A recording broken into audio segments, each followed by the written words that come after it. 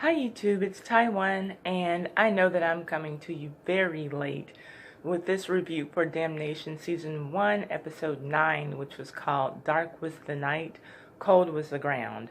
First, let me apologize for being late with the review. I had pink eye pretty much all of last week, and so I've been dealing with that. Sunday I felt okay, but I had a setback, and I really probably shouldn't even be wearing eyeliner on today, but y'all know that I always try to do at least eyeliner and lipstick for you all. But anyway, let me go on and get into it. First, I want to shout out to Carrie C. She corrected me in the comments on my episode 8 review because I said that Cynthia, her last name was Davenport, but it's Rainey. And I caught it myself after I had already uploaded the review. You know, I did go back and rewatch the episode, and I heard it, and I was like, you know. But anyway, I was wrong about that. My bad. And also, before I get into the review, let me do a huge shout out to Color Me Pink. That is a YouTube channel that I've been following for a while now. She's a big time YouTuber with over 20,000 subscribers. And I discovered her when she started doing Underground Reviews, another TV show. I don't know if you all will be familiar with it, but she is smart, she is funny, and she's not reviewing Damnation, thankfully, or y'all would probably be over there watching it instead of here with me. But she's a huge TV buff, and there is a chance that if there's something that you like, that she's reviewing it. So check her out. And even if she's not reviewing a show that you like, she also does a live stream on Saturdays.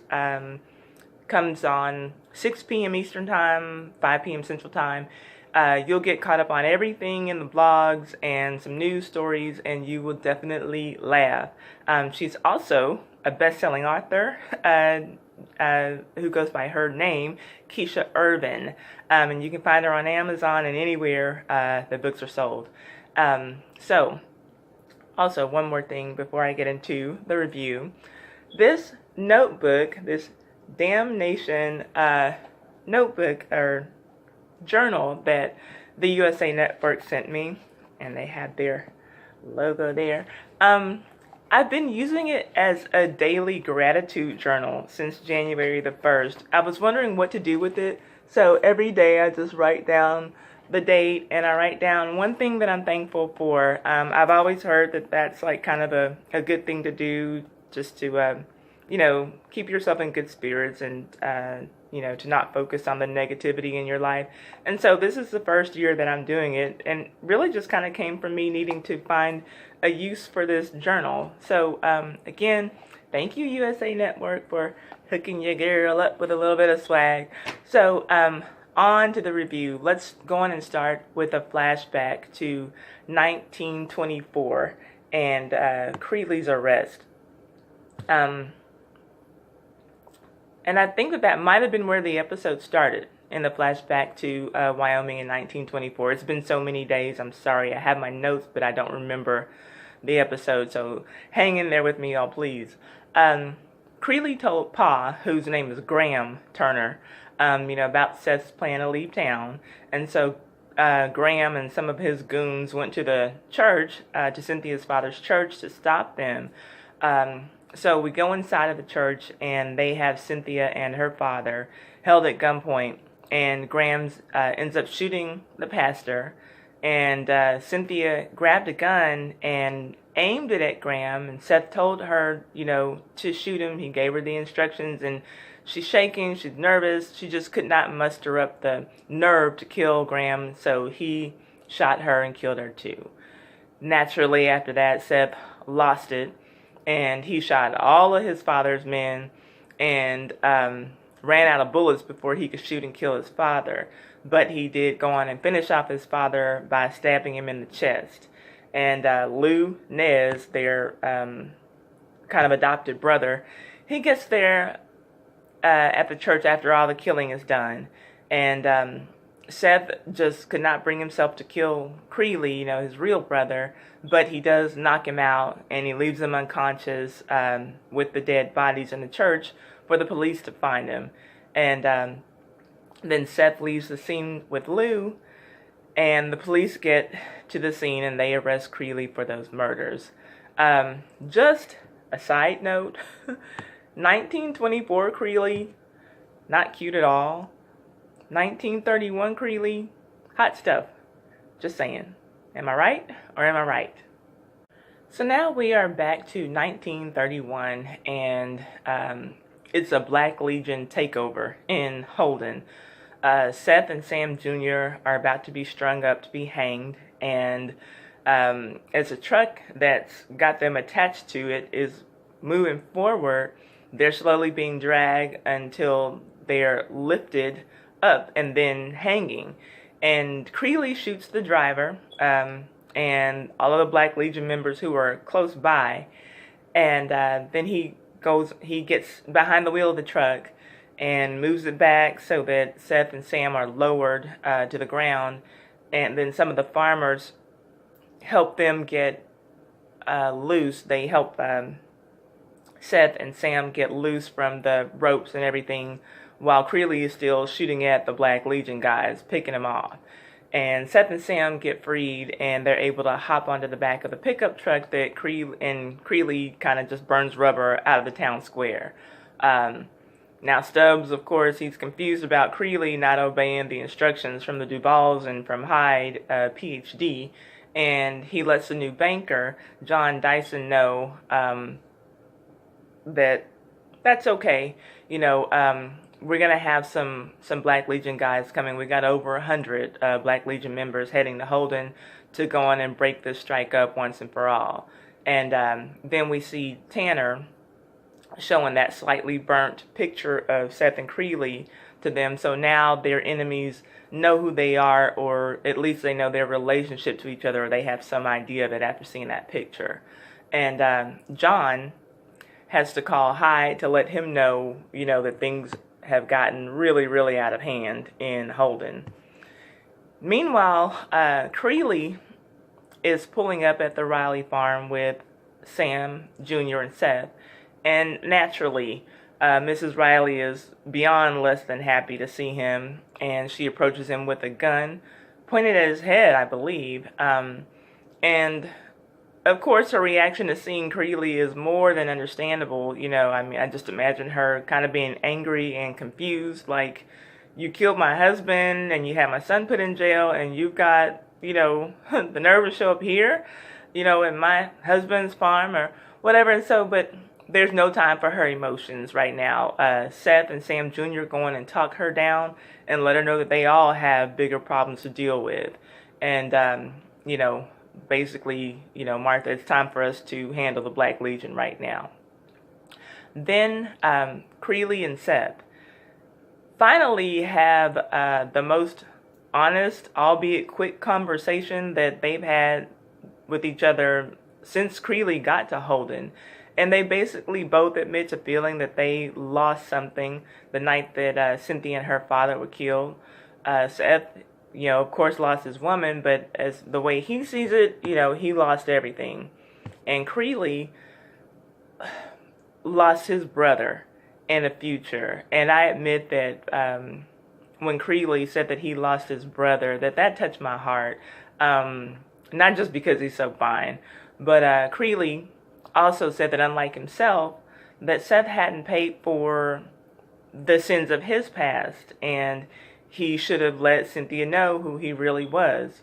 But that was that for now with that conversation. And just like Mrs. Riley, Seth and Creeley are going to have to put their issues aside and deal with their issues after they deal with the Black Legion. While the gentlemen of the Black Legion are wreaking havoc on Holden, Amelia and D.L. Sullivan are on their way to her father's textile factory to go and spread the word about the strike. And then they make their way back to Holden with their newspapers in the vehicle. And when they get back to Holden, they're stopped by the Black Legion at their roadblock. And it wasn't surprising that the Black Legion members found their newspapers, but it was surprising that they could read their newspapers. As we recall, snitch, S-N-I-C-H. And they saw their names in the newspapers. So they take the two of them back to Stubbs so that he can deal with them. And we're wondering if we were wondering if Dio was in love with Amelia, then we know for sure now, because Dio went on and took the blame for the newspapers, said that it was all on him, let Amelia go, she's innocent.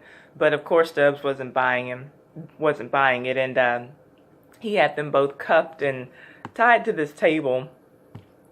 And excuse me, you guys, and in addition to having pink eye, I've been having some issue with my throat. So I don't know what this is all about. But anyway, y'all, DL had a broken piece of glass in his pocket, and he took that out and was able to cut the ropes and get himself freed and get Amelia freed. And then he lets Amelia know that he's dedicating his book called God's Body to her. And he tells her that he's written her a few poems. And so now we just double know, that he's just head over heels in love with Amelia. And while they're planning their escape, one of the Black Legion members comes in, and he finds that they are, not tied up anymore.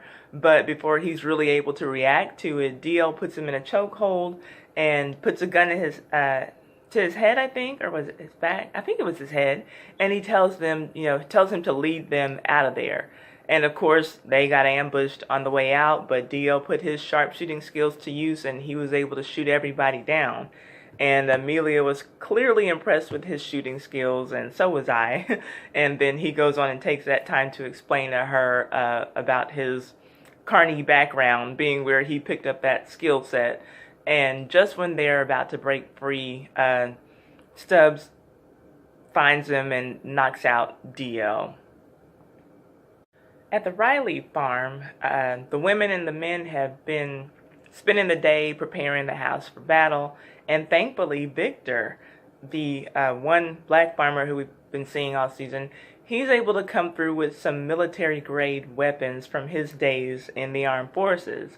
And they're working quickly because they know that the Black Legion members are going to be there by nightfall, because they basically kind of got to move in darkness. The farmers, they're taking the Black Legion members out once the battle starts. The Black Legion people get there, and the farmers are just picking them off.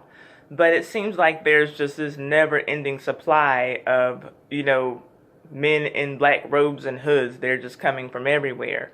Victor ends up exploding dynamite on a group of them, but then Tanner returns that with breaking out the artillery gun and just shooting up everything in sight. The men have to make their way into the house, and they have discussion about how they're going to have to take these guys out. And they come to the conclusion that they're going to have to use the grenades that Victor brought with his arsenal of weapons. And while they're back in the house, we can even see Connie pick off 3 of the Black Legion members who tried to barrel their way in through another door. And she shoots them dead, of course. You'll know that Connie's as much of a sharpshooter as DL. And then she says what was probably my favorite line in the episode after she kills him. You don't get to do that. Just, I love that crazy Connie. So now Preston finally takes his chance to stand up, and he offers himself up as the distraction to use while the grenades are being put in place. And we know that he's doing that because he gave up Sam Riley Jr.'s name and identity in the first place, and for Preston's way to make amends for giving him up. And Victor was going to go outside with the grenades, being the military man. But Seth says, hey, if anything happens, you're going to be needed for your wife and your children, so I'll go. And so Seth decides to go out himself. And Preston makes his way on out there, and he jumps into the tractor, and he's steering it in the direction of Tanner and Tanner's gun. and a whole lot of the Black Legion men start shooting at him, and that gives Seth the distraction that he needs to go and plant the grenades at the base of that gun, and that sets off the explosion that finally makes all the Black Legion members leave. But unfortunately, it also ends Preston's life, so we don't have any more Preston. And also, then we see how DL's story ends. After the Black Legion members got ran off from the Riley farm, we see a horse running on to the property, and that horse has DL's dead body dragging behind it. And one of his newspapers is attached to his chest with a message written in his blood that pretty much lets Seth know that he needs to hand himself over or Amelia's going to be next. And that was the episode. So on to the questions. Will Connie have a new mission now? Excuse me, guys, my throat. We see that it broke her down to learn that Seth was not the man who killed her husband, and she's definitely on the right side of history in this fight. But will she keep fighting now, or is she just going to end it all after this fight? Is it too much for her? Or, will she just be out after this situation and Holden is over? Next, aren't we glad that Bessie's dad finally came through for her in a couple of ways? We saw Sheriff Berryman plan a brilliant escape to get her out of Holden and past the Black Legion's roadblock when he, made it look like he was hiding someone in the back seat of his car, but he actually brought the Moonshine Man with him and held her in one of his containers. So that was good. But then we also see him tell Bessie the truth about her mother, finally, and that I'm sure gives her an even bigger help in life. So will Bessie, will learning the truth about her mother change her future somehow? Now that she knows that she was created from love, will that change how anything about her approach in life? Is it going to change how she deals with Creeley from now on? It's just, a lot going on. But her father let her know that pretty much the deal was that he was married at the time, and her mother was a blues singer who was always traveling and on the road, and it was just a lot of pressure on their relationship, so they ended up having to give her up for adoption or send her off to an orphanage. And in that scene, the actress who plays Bessie, Chasten Harmon, I believe is how her name is pronounced, she really just gave a stunning performance, in my opinion. But anyway, will this revelation about her mom and her dad's relationship change anything about how she moves forward in the future? And will Sheriff Berryman come to believe the truth about Creeley? Or is Bessie going to believe the lie that was printed in that paper that he showed her? I doubt that. But, we know that she said that she needs to find Creeley, and I hope that we'll find out in the next episode, which is the final episode of the season. That being said, what are your predictions for the season finale? What do you think is going to happen with any of these storylines? Please put it in the comments. And also another question, has Damnation been reviewed for a second season? Have any of you heard anything? Because I haven't seen anything, and I follow the show intensely on Twitter. But anyway, let me know if you've heard anything about it. I hope that we get a second season out of this show. In the meantime, this is the end of my review. I'm going to go and get some soup and some water and get myself probably back in bed for the day. But if you want to see more reviews on this show, as I always say, please check out My Twisted Life TV with Poetry, and look at her channel. She reviews this show as well as some other shows. And thank you all for sticking with me. Thank you all for waiting for me to get this review up. Please like, comment, share, and subscribe.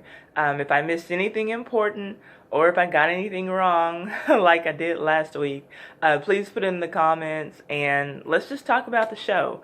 Thank you so much for watching, and I'll see you next week after the season finale. I'm excited about it, are y'all? This episode was super awesome to me. I thought that it was great. I think that all of the episodes have been great. So I'm just excited to see how they're going to end it all. And are we going to have any cliffhangers for season 2? Or are we going to feel like everything was really, really wrapped up? So anyway, thanks again for staying, and I will see you next week. Bye-bye.